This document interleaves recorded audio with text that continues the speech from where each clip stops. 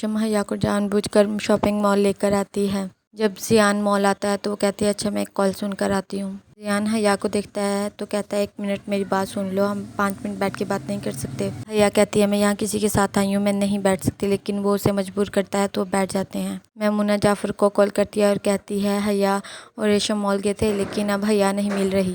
جعفر مال جاتا ہے تو حیا اور زیان سامنے سے آ رہے ہوتے ہیں تو جعفر الہی کو بہت غصہ آتا ہے۔ زیان کہتا ہے دیکھیں ایسی کوئی بات نہیں ہے جیسا آپ سمجھ رہے ہیں، تو جعفر اس کے منہ پر تھپڑ مارتا ہے۔ جعفر اپنے ملازم کو کہتا ہے اس کو اس کی بہن کے گھر چھوڑ آؤ۔ جعفر اور ریشم گھر آتے ہیں تو اس کی ماں پوچھتی ہے کہ حیا کہاں ہے؟ جعفر کہتا ہے وہ اب اس گھر میں کبھی نہیں آئے گی۔ حیا صفیہ کو بتاتی ہے کہ جعفر نے مجھے گھر سے نکال دیا ہے، میں نے زیان کو نہیں بلایا تھا، ہماری اچانک اتفاق سے ملاقات ہوئی تھی، بالکل بھی اعتبار نہیں ہے میری محبت پر، میری وفا پر۔ میمونہ کی ساس کہتی ہے اگر حیا نہیں مل رہی تھی تو مجھے بتاتی، تم نے جعفر کو کیوں کال کی؟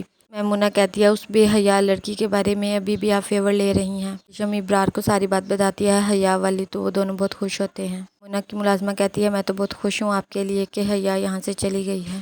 زیان گھر آتا ہے تو صدف کہتے ہیں آپ کا کسی سے جھگڑا ہوا ہے؟ کیا ہوا ہے؟ زیان کہتا ہے نہیں بس بائک والے سے ٹکر ہو گئی تھی۔ صدف سوچتی ہے پتہ نہیں زیان اور حیا کی آپس میں کیا بات ہوئی ہوگی۔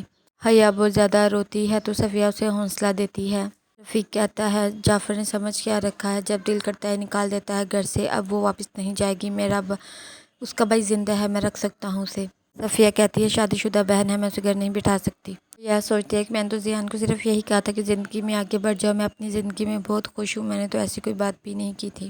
تب زیان سے پوچھنا چاہتی ہے کہ اس کی حیا کی کیا بات ہوئی، لیکن وہ ڈائریکٹلی پوچھ نہیں سکتی۔ میمونہ جعفر کو کہتی ہے اس بے حیا لڑکی کے لیے کیوں خود کو تکلیف دے رہے ہو، مجھ سے شیئر کرو اپنا دکھ۔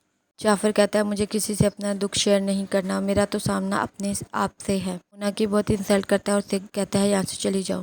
زیان جلدی جلدی میں ناشتہ کرتا ہے اور گھر سے چلا جاتا ہے۔ پھر کی امی اسے کہتی ہے تمہاری نظر کا دھوکہ بھی ہو سکتا ہے، حیا کو اس گھر میں واپس لے آؤ، تمہارے بچے کی ماں بننے والی ہے۔ اور کہتا ہے بے حیا لڑکی کبھی میری آنکھوں کے سامنے نہیں آ سکتی۔ اس کی ماں کہتی ہے ٹھیک ہے وہ تمہارے کمرے میں نہیں رہے گی اور نہ ہی تمہارے سامنے کبھی آئے گی، لیکن وہ بچہ ہمیں چاہیے۔